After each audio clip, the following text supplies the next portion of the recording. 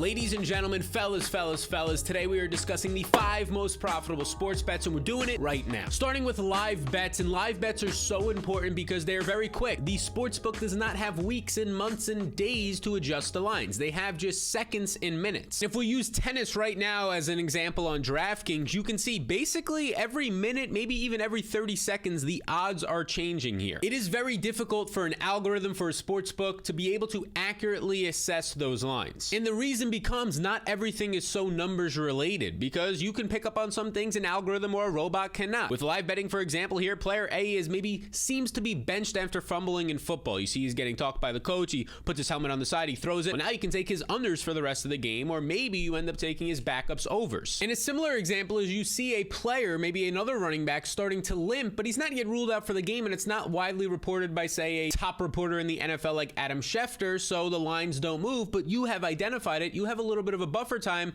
to take advantage. And another advantage is you always know the expectations before the game. The Patriots might be 7-point favorites, and maybe they're minus 150 money line to win the game, and they get down 3-0 early in the first quarter. And now they move to being only minus 110 to win the game. The expectations there that they're still expected to win, but it's getting closer to a coin flip now, even though you know they were decent sized favorites just moments ago. These 3 things are going to be really important, whether it's a mobile app or a desktop. You want to have plenty of betting options. You don't want that lag. You don't want it to be difficult and buggy to actually place your bets, and you don't want the lines locking every second. It's just not a good user experience if every time you try and place a bet, it's locked, the odds have changed, and now it's not a good number, or it's taken forever and it's messed up and your app crashes, right? You want to make sure you're using reliable sources that actually get you the best bang for your buck when you're finding the odds that stand out. This is very interesting. With live betting, you can sometimes guarantee profits, and what that means is you can hedge your bets. You can find middling opportunities, and all it really means, hedging your bets, if that's a crazy term to you, here's an easy example to understand it. You bet on team A. They are the underdog. They're plus 200 to win. If they win, you put 100 on, you get plus 200, you get 200 back. Now the game begins and team A actually ends up taking the lead, and they're taking the lead late in the game, so team B is now the underdog at plus 150 odds. You can now bet team B at plus 150 odds depending on the amount of money you're putting on this, but you can find an opportunity in there where you are guaranteeing yourself money. With live betting, this is happening every single day in multiple different sports, hedging opportunities if you're indeed in there and you're getting nice lines on underdogs. Now the second example of some of the most profitable bets out there to you beautiful people in the streets, here's a schmack for you, is season-long props. And a big tip for you,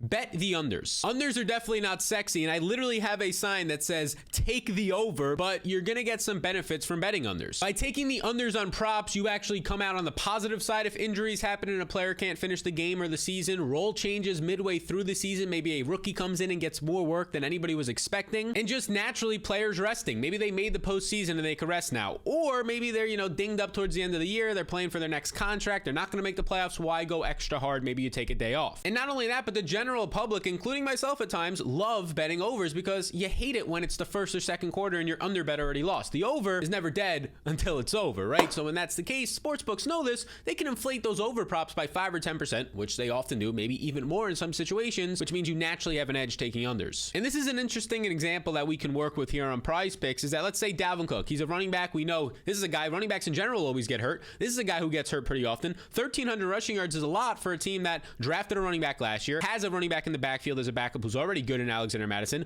just drafted another running back this year, and Madison is getting older. So maybe it's a time where he starts to see less work. You can come in here and say, all right, I'm going to take the over. I'm going to assume he doesn't play a full 17-game season. I'm going to say that maybe, even if this projects for some of that, okay, he's probably only going to see in this situation maybe 14 games. And if that's the case, do I really think he's going to average 90 to 95 rushing yards a game? Probably not. And maybe you think the same exact analysis is true for Derrick Henry, and you say, look, Derrick Henry, he's great, but now he's another year older. He's approaching 30 at the running back position. They're rebuilding, it seems like, trading away A.J. Brown, drafting Malik Willis in the draft. I think he's going to go for 1,500 yards for a guy who was just hurt last year, coming off of an injury, and has a bunch of tread on his tires dating back to college. So you can combine those two together. Let's say for this example, we just put 20 bucks on it. We combine them together. We can win $60 if we do that on prizepicks.com. Bada bing, bada bang. So that's an example of a season-long prop. If you want to tail that one or take any others on Prize Picks, you, the beautiful person out there, if you're interested, you get a free bet up to $100. You're matched 100% up to $100. You can join the other 10,000 plus people who have done it through my community and use the code SAL. The link is in the description to take advantage of that while the offer lasts. This is something fun that you can play off of to your advantage. People in all walks of life, and we're all guilty of it, including myself, think they know more than they actually do. So for an example here to you out there, maybe a running back has a 30% chance to lose touches to his backup running back who's now a rookie, right?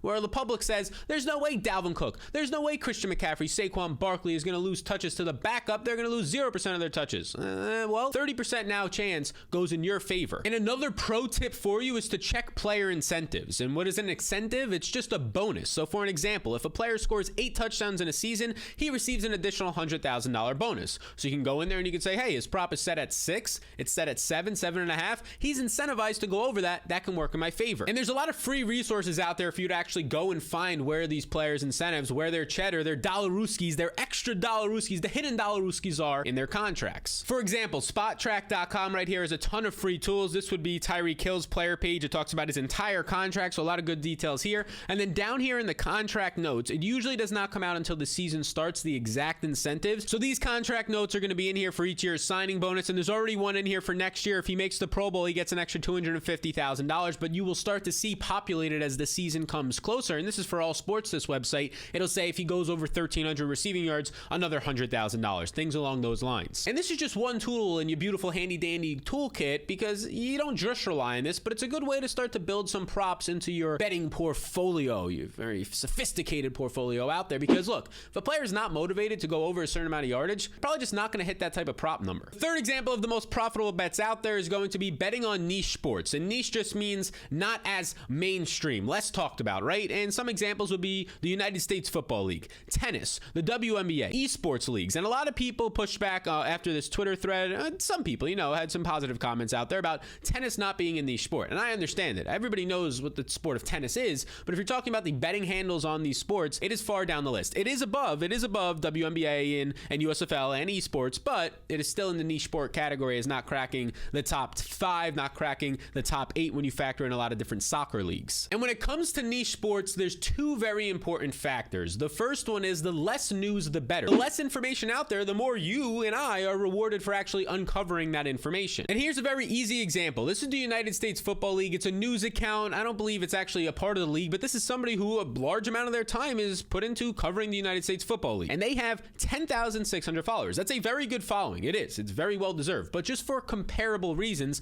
to the NFL, which we all know is a mainstream sport, but it is still a football sport, the exact same sport, just a different league. You can see Adam Schefter, one of the top reporters, the top reporter here, 9.5 million. So when he tweets something, 9.5 million have an opportunity, and then more people after that who like and retweet to see it, meaning that the news spreads very quickly, and a lot of people, casual fans, generally have a good understanding of the current events in the league. Whereas the United States Football League, not a lot of people are going to have a current events up to date in the league if this is the biggest resource. And not only is it the biggest resource, when you talk about how many resources there are in football, there's thousands of resources out there, thousands of people covering just specific teams and aspects of the league. When it comes to new sports like the USFL, when it comes to niche sports like some esports out there, you might be able to count the amount of people who are reliably covering it on one hand. One right here, 5, right? 5, just one schmack right there. That's it. Which clearly gives you an edge, because if you were finding those people and understanding and reading through the lines on what they're saying and using some of your own context and common sense to an extent, yeah, you're having a massive advantage out there because you're putting in that work that is harder to come by. Now, the second part of betting on niche sports that makes it so advantageous is just the lack of analytics. Sports books rely heavily a lot of the time on algorithms. And how do they use this? Well, they use statistics, they use analytics, they use as much as they can get numbers into their algorithms as possible to make it efficient, to make it a good line. But a lot of sports just don't have a ton of stats, or they're just not easy to rely on, like the UFC.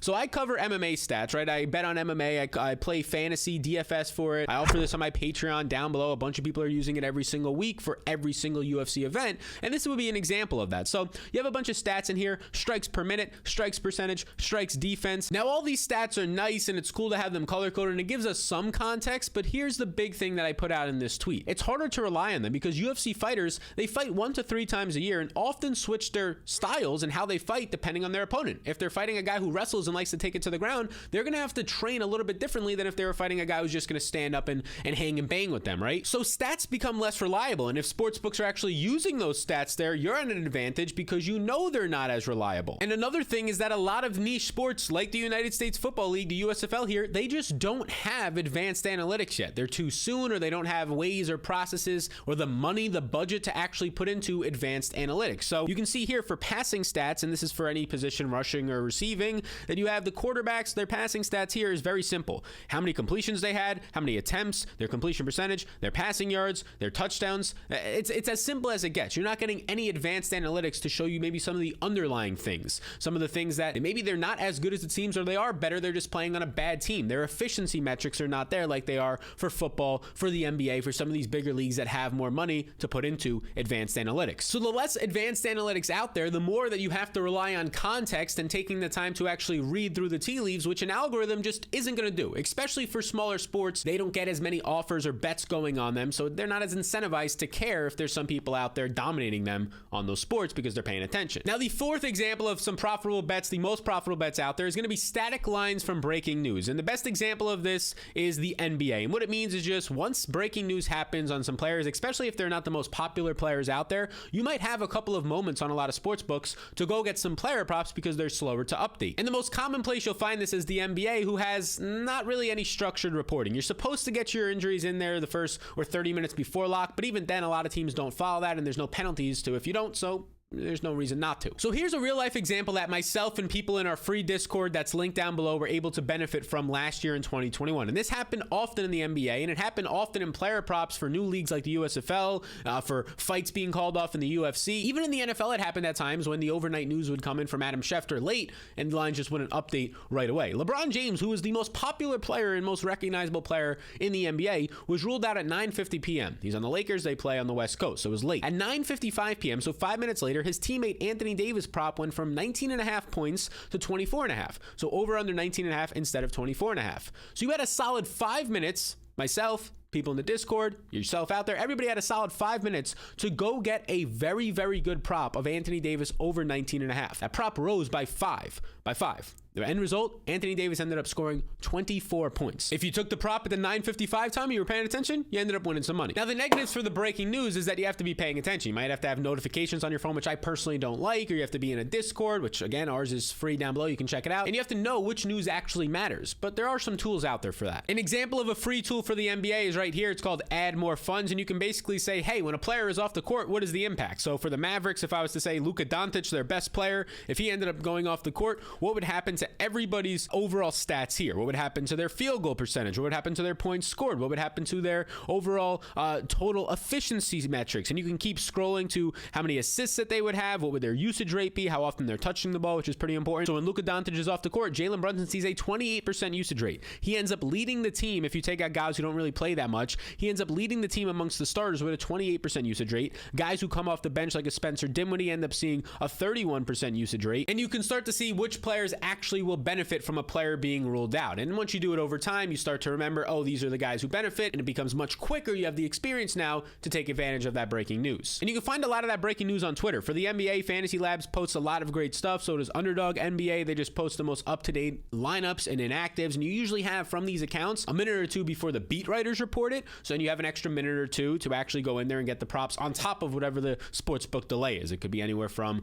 2 minutes to 5 minutes to even niche sports 10 plus minutes. It could be out there a half a day, some better props. Now, there is going to be news that doesn't matter, and you can use some of those tools to find that out. Some less important players being ruled out might not matter. And also coach speak, a coach saying, yeah, we really got to get this guy more carries. Yeah, sometimes it might work and sometimes it doesn't. There's just no reliability behind that, right? So those are some things to watch out for that doesn't matter. The fifth most profitable sports bet is going to be player props. And this is pretty big right here. It's going to be easier to project a player's performance rather than a whole team. When you're talking about a whole team, you have to talk about a whole bunch of players you have to project. So instead of trying to project for 10 players and understand what they're going to do, just one player is easier. And here's an example of some NBA player props for tonight. You're going to have a bunch of options here. This is just for points. You have rebounds, you have assists, you have a bunch of other props. This is just for points. We're looking at for just 4 games being, or just 2 games and 4 teams playing tonight, you're looking at 20 plus props. So again, there's only tonight 4 teams playing. and there's 20 plus props for points alone. Overall, there's about 80 props, so 80 props for player props versus just 4 bets you can have on a team winning outright or not.